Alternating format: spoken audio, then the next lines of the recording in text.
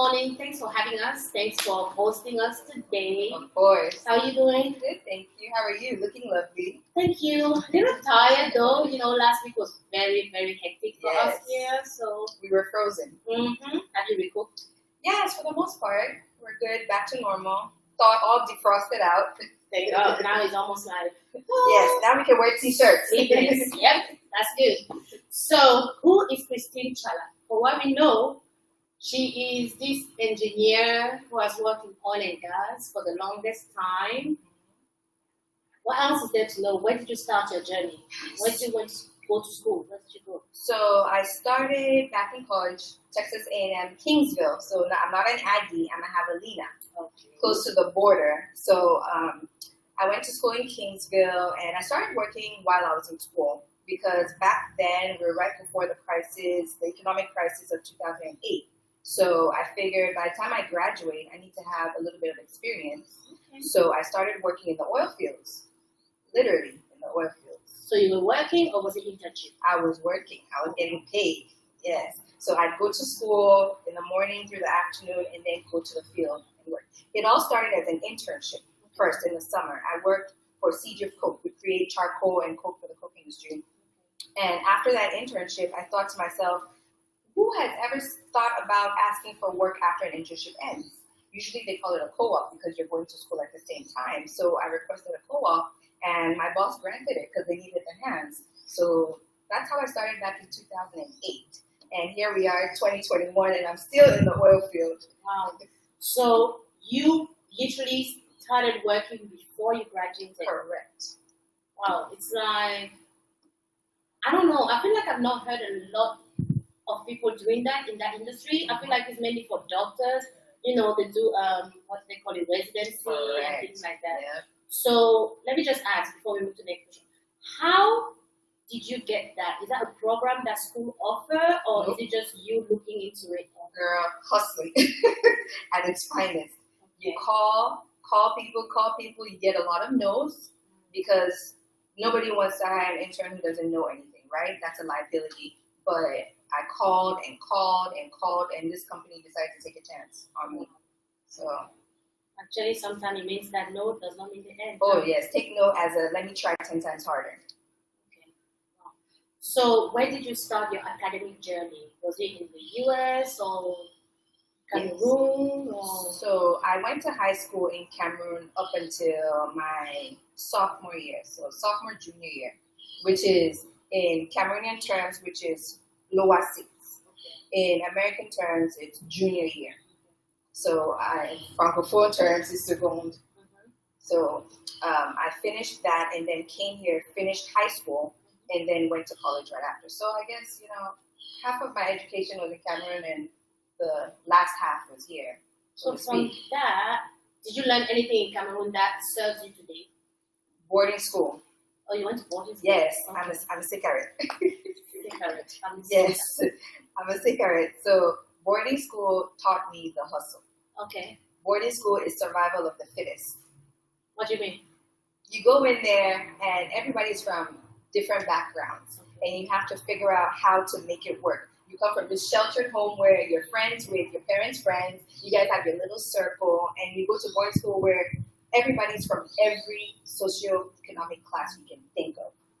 From the person selling food in the market to the CEO of MTN, if you want to, throw it out there. They're all in the same place. So you have to get along, and it doesn't matter how much your father makes or your mother makes. You all have to get along and make it work. That person might be the person helping you study for your exam. So it really teaches you how to get along with everybody, how to take care of yourself, how to be independent, how to fight, how to have grit. Did you have to fight? Hell yes. And I got beat up too. What did you fight over? A lot of things. Girl, it could be water. It could be my things. It could be standing in line. It could be, you fight for everything, And then somebody can beat you up too because you don't want to do what they say, So, yes. So it was fun though. I mean, I only stayed there for 4 years, and then I was like, my mom needs to get me out of here ASAP because I'm not going to make it. So, yeah, but you did learn something that actually shaped you. It teaches you how to be independent. America America is it's not easy for us to come out here and just assimilate into the system. Kids are raised differently from how we grew up in Cameroon. So in my opinion, it teaches you just how to adapt to a new environment. Your parents are not here to fall back on. They're a phone call away, yes, but they can't rush to your rescue. So boarding school teaches you how to figure it out until someone can come and help you out. Okay. That's actually pretty interesting because usually I didn't go to boarding school and I was thinking it was fun, but more I speak to people about it, I feel like there's another side of it that you don't want to really experience. Yeah. But there seems to also be a really positive side out of it. So I think, like everything else in life, right? Double-edged sword. Yes. You have to know which There's good and bad, pros and cons. So after that, when you came here, what about the American school? What did it teach you? Is there something that you learned here that grounded you to become who you are today in your career? Hell no. To be honest with you, I was that kid in high school who was screaming from the top of my lungs, I'm from Cameroon, I'm not from here, we are not the same. Like, I had my African clique. Okay. I had American friends, but I kept my African clique. So you stayed rooted. We had a gang. Yes. We braided our hair in the cafeteria during lunch. Okay. Yes. Like, I was really trying not to adapt. I have a classmate who's pregnant at 15. I have another classmate who has 2 kids. I have friends who are doing drugs, and these are kids from affluent neighborhoods. Like, what the heck are you doing? Why are we snorting coke in the gym? Like, why are we doing this? So to me, I was doing everything to not blend in. Okay, so you just wanted to be truthful to whatever you live. I'm from Cameroon. From your upbringing. That's not part of I brought Cameroon to Dallas. I went to high school in Dallas. I brought Cameroon to Dallas, and it stayed there. I have, not to say that I don't have American friends or friends from other races. I just was screaming from the top of my lungs that you and I were not the same. Okay. Yes, I'm American by birth, but I am Cameroonian. Okay. Yes. And then your upbringing as well is different from their upbringing. So you just felt like you don't want to take that into what you have. It's not worth it. No. I weighed what are you giving me that I really want to take on? I would say the one thing that I saw that was different is you can be whatever and whoever you want to be. That's the American slogan.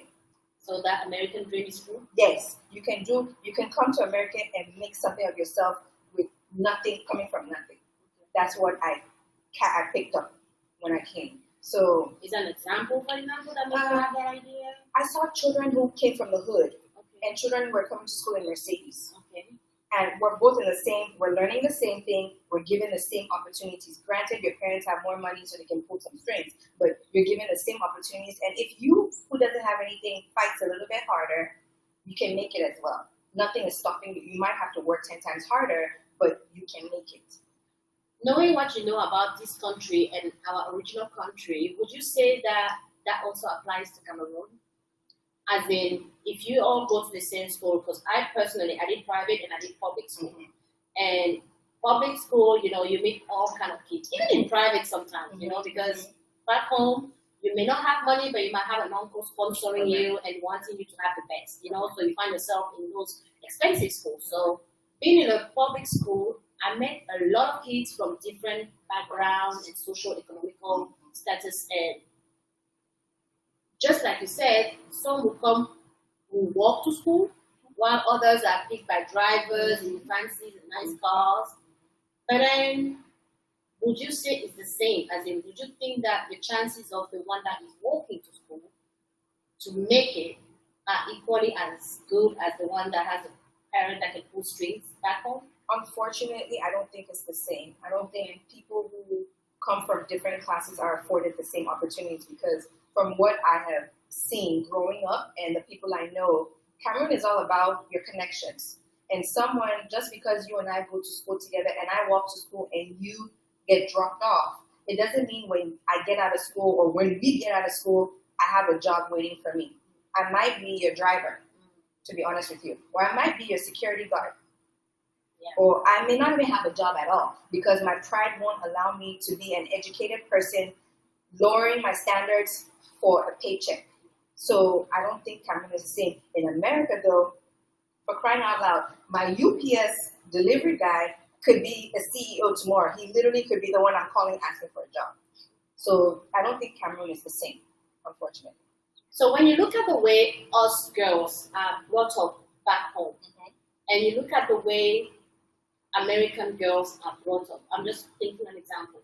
It could be American, European, doesn't matter. But the way we are brought up, do you think there's a lot of value, the one that we can use in our future that is growing into us? Yes. And what are they? Or what do you think we should, or what should they be if they are not the right ones? First and foremost, I think growing up in Cameroon, every girl is given some level of self-confidence. You may not be the prettiest girl, you may not be the most fit. Every girl from skinny mini to mommy is confident as hell. You feel like you can do anything. It's not about how much is in your bank account. It's just about what is instilled in you. And what is instilled in you is not based on material things. You're just told that you're supposed to do X, Y, Z. You have standards. You have morals. Girls here are raised upon what they have. So their value is placed on what they have, what they don't have. So if a girl has the longest, sleekest Brazilian 18, 22-inch weave, she feels like she's better than the girl who has a wig from Beauty Supply. So it's all about how you look. If the boy is wearing the latest Jordans, a boy who's wearing Skechers is not as good because he's wearing Skechers and that other one is wearing Jordans. In Cameroon, the girl in the market probably has more confidence than the girl who's living in a mansion in America. So is that confidence something that is in our culture, or is it something that is in different upbringing, like you get from your family? Or I think it's our culture. We're very proud. I think it's a cultural I don't thing. think of Cameroonian as being so proud. I feel like Nigerians are super proud. See, I don't know a lot of Nigerians, so I can't even tell. I think Cameroonians are proud as hell. Like, before you open your mouth and let someone else know that you're in trouble, you could be dying and you still won't say, man, my account is at -1 million. You would die with that, so everybody sees you as, wow, that was a great man. You don't know in the back of all of that, this guy was struggling. He was begging for food. His children couldn't pay tuition, but in the face front, that man was a great man. Pride. Yeah. We have a lot of pride, so you don't show weakness, and that's confidence. Because we go out there. I know so many Cameroonian women. We go out there in public. On the inside, we have high blood pressure, stress. You're trying to figure out how you're going to do X, Y, Z. But at face value, she's rocking that Gucci or Kate Spade or Marc Jacobs, and she's looking like $1 million. But would you, I mean, I see what you're saying, and I'm thinking right now, hold on. You know, our society as well is very, I don't know if I want to say the right word, shy. Shy in the sense where we don't share a lot of our private life, you know, because culturally, it seems as if you share too much, it might come back to hurt you. Yeah, to bite you in the ass. You know, so we don't share a lot. Do you think that's why it comes from? Or do you think it's just an attitude, you know, like I can't afford not to look the best? I think we're afraid of people not saying nothing but the best about us. You always want people to just say nothing but great things. So you don't want to show any sign of, dang, I messed up here, or dang, I'm struggling with this, or dang, my marriage is in trouble, or dang, I have a kid who is going down the wrong path and I need help. We always say it takes a village to raise a child. But when your child is in trouble, it's very rare for someone to come out and say, man, girl, I'm having trouble with these kids. I don't want my child to end up in jail, or my child ended up, like, all the things that the village can help you with, that's what we don't share. Okay, so we choose and pick what we share with the village and what we don't. Yes. So do you think this is still applicable? Do we still do that in our Cameroonian communities? Yes. Is it here, or do you think it happens also at home? Everywhere. Oh, wow. Okay. Yes. I have examples. Okay. But when I think about your journey, your academic journey, I hated math with passion. You would give me a problem before you start. I would cry. I've become stressed. I even have shivers like all over my body. Anxiety. I wasn't stupid though. Like, surprisingly, I'll get it right, but I'll have a whole panic attack every time you bring something that has to do with mathematics. So, How was it for you? Was it just like science, mathematics, and all those things? I'm good. I'm just taking it. Or you had to work a lot of hours? Did you work hard, or was it something that you just like, oh, I'll pay attention in class and then I'll see? So let me tell you how it started. My mom, when I was maybe 10 or 11, asked me, so what do you want to do when you're a girl? Because you have to start thinking about it now. And I said, oh, I was secretly in love with my pediatrician. So I said, oh, I want to be a pediatrician. Who was that pediatrician? Dr. Edouard. I know him. Edouard. Yes. Okay. So I was literally fake sickness in school just to leave boarding school and go home and go see my pediatrician, who would write me a note, and then I'll stay home. Like, I would go to a pediatrician every 2 months. And I was never sick. So sad. Yes, but I mean, he was amazing. So my mom asked me, what do you want to be? And I said, oh, I want to be a pediatrician. And then I started figuring out, okay, pediatrician, good, looking for schools, which schools in America are the top schools for medical, blah, blah, blah. Did all that, come to America, start college, take my first biology class. I got an F. Took it the second time, got an F. F meaning fail, like the bottom, the failing of the failing, the bottom of the barrel. You cannot fail any worse than an F. Okay.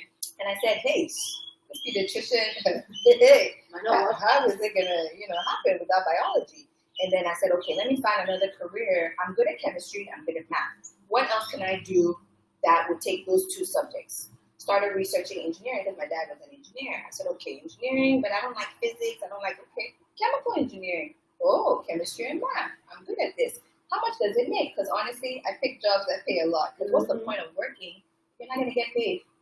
If you can buy what you like. Hello. Mm-hmm. So, and you have to love it, right? So that's how I ended up in chemistry. And I've never looked back. Wow. But let me ask you this. Being a woman and a black woman from Africa, working in that oil and gas industry, is it all, what's the word I'm looking for? Fancy. Because when you say engineer, we think, oh, she's smart. That's a fact. Now, when you think about it, how is it being in that field? As a woman, as a black, as an African descent, how do you deal with it? Is it a welcoming environment, or do you have to work twice harder? You probably work 10 times harder because you're the only black person. The other black woman that you will find in an engineering company is in HR. Typically, every job that I've worked at, the other black woman, if she's not on my team, where it's both of us on the team, she's in HR. So every time I go for an interview, they tell me, wow, with your personality, I didn't expect you to be, a chemie. I said, oh, so where do you think my personality fits best? And they say, oh, you're a people person, you talk, so... I think, yes. They don't say it. I said, so like HR, like dealing with people? Yeah. And I'm like, okay, cool. But I'm not. But why is that? Why is there so much minority when it comes to female and black? Because if I hear you, what you're saying is most of your career, you've not been many of you. You've just been few. And very. Yes. It's been over, I'm saying, since 2008, right? Yeah. It's been a long time. We're in 2021 and it hasn't changed. In chemical? Yes. I've worked at, and trust me, I bounce around a lot. So I'm probably on my 6th or 7th company right now, and it hasn't changed. I'm in all these different organizations, and there are black engineers, female engineers out there. I just don't know what happens from when they're out there to coming into the field. Maybe they get the degree, work a little bit, and then go into other things. They go into project engineering. They don't actually, I'm extremely technical. Like I do the work, I go in the field, I work on plants. There's just none. So would you say it's a job that requires passion? Because if they graduate, they get to that level, and then they decide to take another route somehow, because clearly that was my next question. I feel like there's a lot more of women and female engineers right now, whether chemical and all of them. Exactly. Yes. So how come we don't see them now when it comes to representation, as in working? Where are they going? Where are they going to? They end up in management. They go the more administrative route, as I like to call it. They go into projects where they're overseeing a project, or maybe they just all together get out. Okay, so what is your job about? Like, what do you do? Maybe there's something about it that you don't know. We can help you, tell you why people actually change paths in the middle of it. So try to describe it the best, like this, to the simple man. Okay. Yeah. So think about it. You have oil in the ground, right? Okay. You go drill for that oil. Okay. When that oil comes out of the ground, my job is to figure out what type of equipment or plant is needed to get that oil from its raw state to gas for your house, gas for your car, gas in your lighter for your cigarette or your, Yeah. So my job is to pretty much change that oil or raw material from raw to products that get sold. Okay. Same thing for plastics, same thing for chemicals, same thing for oil. So gas, you have to like analyze it Yes. in its natural raw state. Yes, I analyze it, figure out what is in that oil because no two oils are the same. Okay. No two gases are the same. They have different contents, compositions, right? So I analyze it and figure out, this one would be good for gas in the Midwest. This one would be good for gas in down south.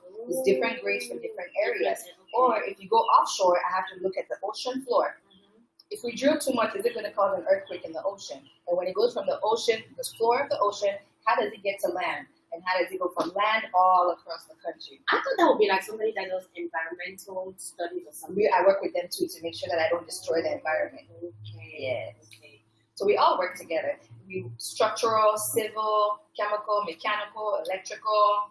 So it's a whole team together. Ocean engineer. Yes, all of us together. I'm just in charge of the chemistry, converting it into to make it different the final product. Correct. And also picking out the equipment that's going to be used to convert it. Okay, so I design it. Yes, I design. So if you see an oil plant out there, I probably worked on it, or maybe I'm about to work on it on the next company I go work for, or So that's probably what. I'm just saying, because to the point where you were looking at the oil and what is inside, I was with you. And then after that, I was just like, I think I'm gonna go to HR now. I'm ready. I'm ready to oversee the project. So, if you were to talk to your young self, the youngest Christine, I'll let you pick which Christine needs your advice right now.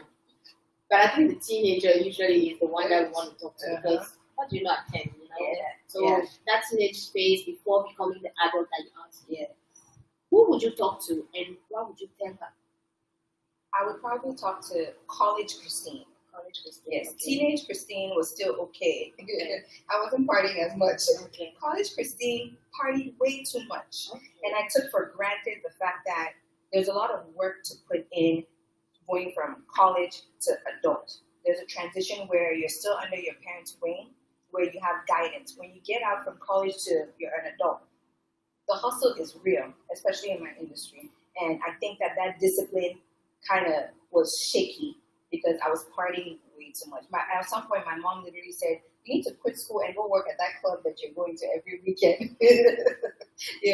So, since you're there, you're taking all your money, you might as well just go get a job that you do very well as a club owner. So I think she gave you the ownership. You know what I'm saying? Bartender and owner, double. Yeah.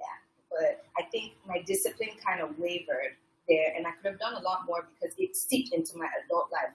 You get comfortable, you feel like things come easy to you, so you don't work as hard.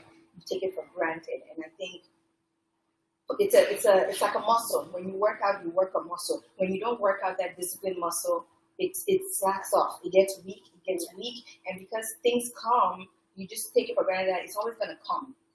I've gotten laid off multiple times. Oil and gas is like gambling in Las Vegas. Sometimes you win big, sometimes you lose big. And not having that discipline strong as it could be coming in, I could have gone for better companies. I could have gone for bigger companies. I could have had a little bit more of a strategy. Back then, I was just trying to get a job. So I'd go wherever.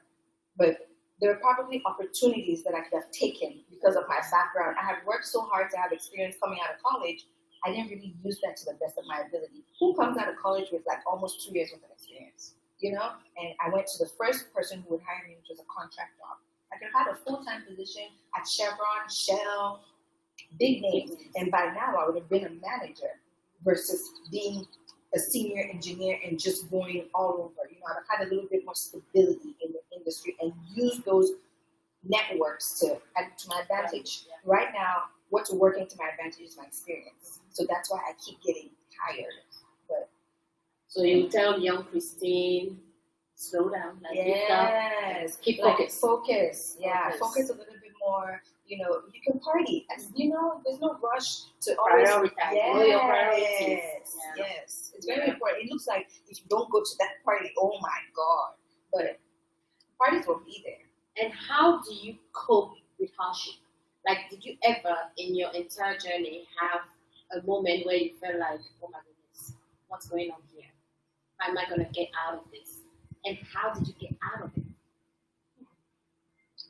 Anytime that was tough, some people I spoke to have been saying stuff like, oh, you know, looking for jobs was hard, which was not your case because you were already in there.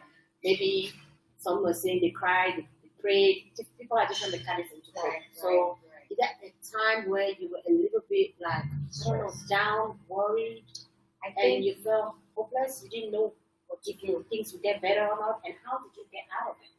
To be honest with you, I think I'm going through that right now. So I really haven't had that in my career, in my experience. I'm going through that now. So I had my son 8 months ago.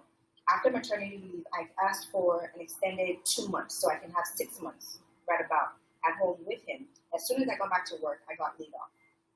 It was already mentally hard enough to leave your kid I had him in a pandemic, you know what I mean? There's COVID out there, and then I have to take my ass back to the office. So it's kind of like, okay, I'm already risking leaving my kid at home, no nanny, can't put him in daycare, and then I have to go back to work. There's COVID, I can catch COVID and take it right back home to my entire family. Well, he could get it too. You never know because he's not home anymore. So come back, and then 4 days later they say, oh, Christine, can we talk to you? I said, huh?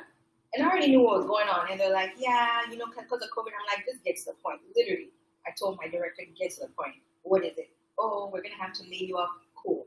But that was the hardest thing because till date, he's 8 months now. I still haven't been able to find work. And granted, it's not a long time, but this is the most uncertainty I've ever felt because it's not about experience anymore. It's not even about network because I have a lot of contacts in the industry. They're just not hiring because of COVID. So I don't know what my next job would be. I don't know if I have to leave the state to get work. Forget working remote. I can't work remote because my job won't allow it. So that's the downside of being a freaking Kevin. Maybe that's why all these girls left. They knew before because with the pandemic, I have to go out there. They can work from home in their other fields or other career choices, but I can't. So this is it's hard.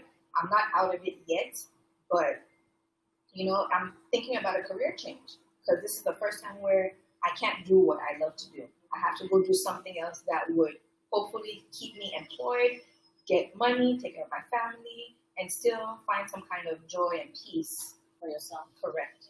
And I don't know what that is. So how do you keep sane? Like, how do you manage not to be depressed? Because you don't look depressed. No. So how do you manage just like, what do? Do you work out? Do you cry? I always tell people, and I'm sure they're going to see it in other videos, I cry. But I cry and I stop crying. Like, I will cry all day. Yeah. What is it for you? So I work out. I started doing Mamu Fitness Challenge. So that's a new thing. Look her up on Instagram, Mamu, or put the hashtag Mamu Fitness Challenge. That's something I do. It's a group of women who are just tired of just not taking care of themselves, pretty much. Focus on what you eat and how you take care of your body physically. And in a sense, it's also mental. Without us identifying that it's mental, just the fact that we're all together trying to achieve the same goal, it's a mental, support system. And then I drink rosé or champagne.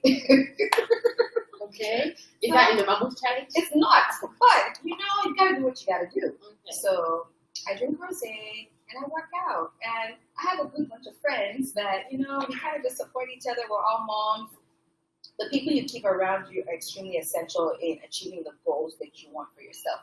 You are the company you keep. That's what I've always been told. So if you hang around people who have the same mindset as you, who want to achieve the same things, it doesn't matter if you're not achieving it right now. You all want the same thing. You feed off of each other's energy.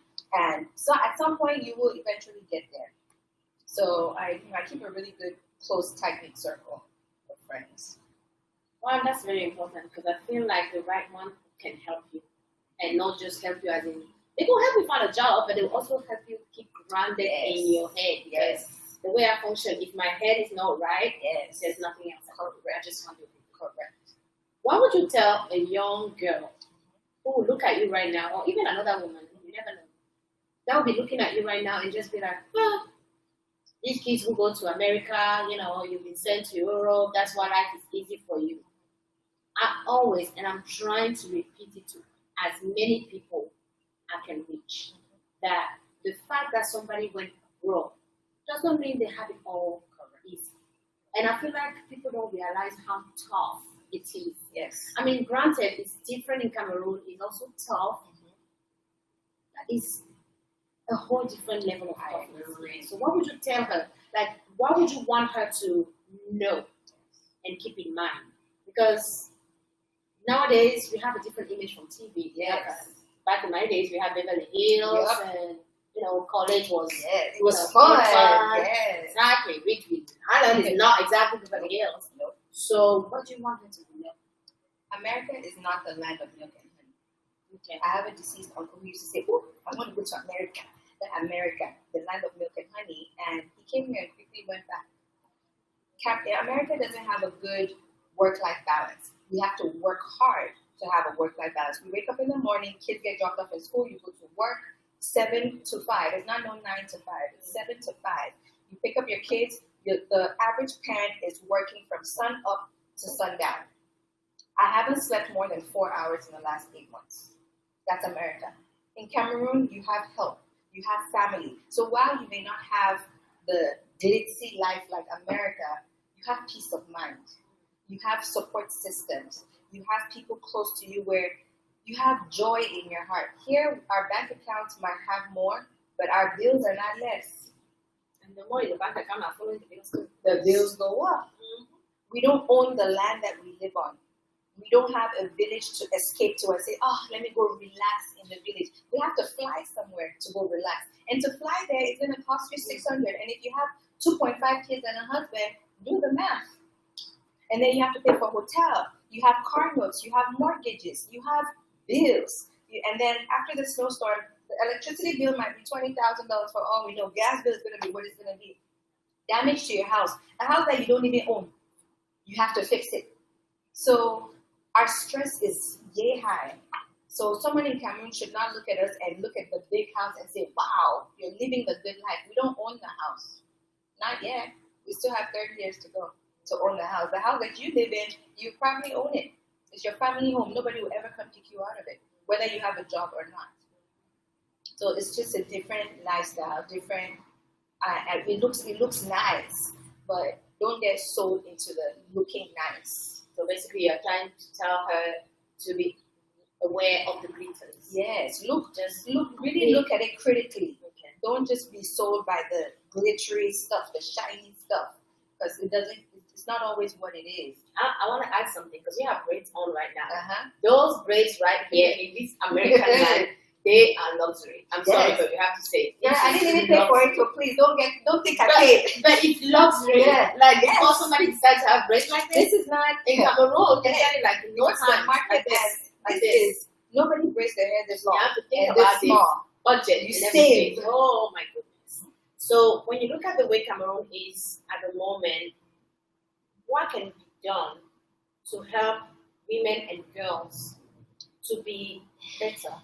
Because I feel like, of course, the world is a male-dominated world, granted, but Africa has its challenges, and we still have the image of the woman, who's at house, cleans, taking out the kids. Yeah. But I feel like we want more and more these days, Yeah. So what can be done back home from what they're doing now to push us towards that direction? To be honest with you, I still haven't figured that out. My mom has been working in Cameroon since we moved back in 91.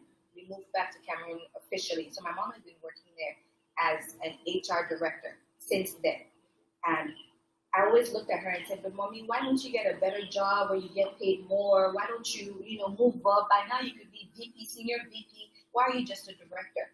And she would always tell me, oh, honey, if you know the things that I would have to do to get to where I want to be, that goes against my moral code, that goes against everything that I believe in. I would rather just get my paycheck. That's enough for me to take care of my family, put you guys through school, and when I'm done, I'll just retire.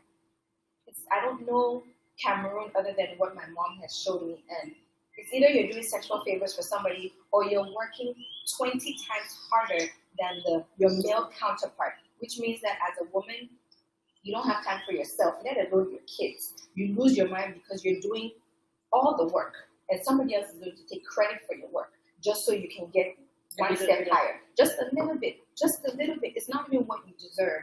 So at this point, I don't know, as a female, what can be done.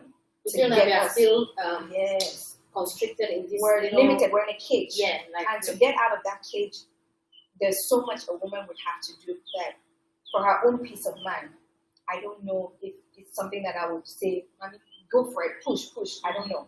Because that would be saying, go kill yourself with stress just to get here. And is it worth it?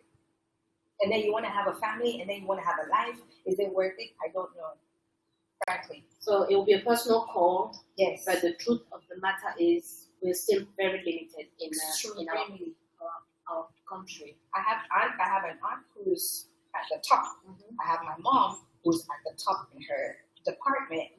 But to say, mommy, quit that job and go somewhere else where you could be even higher. Regional, for example. Yes. I don't. She, from her mouth till today, she's getting ready to retire. She goes, oh, honey, I'm not. If I tell you what I have to do, I mean, I don't know why, but it sounds a little bit familiar because at some point my mom took an anticipated retirement at some point, and she was just like, I think it's a note. I think, for what I recall, her anticipated retirement was more like a no, thank you, kind of like I'm good. I think I'll pass. Yeah.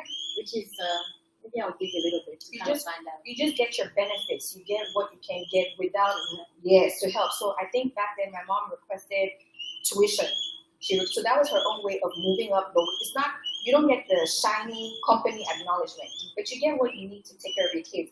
Tuition, paid vacation, paid children's vacation, things like that. And then packages. Yes. And then if you want to do your side business on the side to get yourself financially to where you want to be, that's possible. But outside of that, growing in a company, I don't know. Cameroon is very, very tough. But that makes me scared though, because I feel like our generation or the generation ahead of us, we want more. Yes. We are aggressive. Yes. I don't see us sitting in a bubble. Like, I don't see, like, here, for example, if somebody wants me to give him sexual favor or whatever for a job, I'll be looking at you and I'll be like, excuse you? And I'll look at you from the head to toe. And I'm not going to say with just my eyes, your mouth, yes, body, your entire presence. Yes. I'm going to be telling you all that. So when I see that, I'm like, people seem to say sometimes, and I quote, because obviously it's not always 100%, but many people will always be like, hey, you guys are talking, but you're over there. Yes. But then again, look at it this way. If we are so outspoken living abroad, and we go back to a society that is still so close, suppressive, how are we going to cope? Why should we run to it? I want to go back personally because I have so many ideas, engineering-wise, to give back to Cameroon. I think, there's so many avenues for an entrepreneur, with my skills, what I know, the raw materials are literally just waiting for me to come and make use of. But I'm afraid to go back because Cameroon, they don't pay. So I'm thinking to myself, I come with this big idea. By the time I get all my permits, pay off the right people, how do I get this thing off the ground to where I can even make money, to where, it's profitable? Yes, like all those hurdles, how do I jump through all that? And then, after I give you render the services, will you pay me? And then it's a monthly thing. Will you pay me? Am I always going to be working on the negative? So all those headaches are worth considering, and then honestly, it makes you not even want to bother, right? Yeah, no, our society, we still have, it's sad, but we still have a lot of work to do. So, what do you want us women, and I'm not just talking about us living abroad, and I'm talking about us, all of us Cameroonian, whether your nationality is Cameroonian, or you just have one parent that was from Cameroon, any woman that is related to Cameroon at some point, what do you want us to do more to help each other? Or what don't we do enough? I think at the basic level, just networking with each other. I think that I know a lot of people who we could always team up and work together. But women are so, Cameroonian women, whether you're half, you're whatever, 2%, I don't care. We're so secretive. We only share our stuff with our people, our clique. So even if I know somebody who is doing something that I'm like, that we can work together, just because you're not my friend or we're not in the same clique, we don't network, we don't share. That connection can help us build.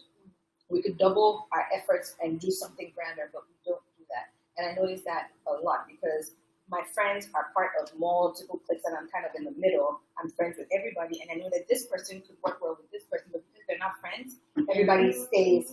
You don't even know that they're doing it. You know what I mean? So just networking at the basic level. Just open up. Yes. Yeah. Nobody's going to come steal your business. Nobody's going to take your clients away. There's enough for everybody. Honestly, there's enough for everybody. Yeah, I see what you mean.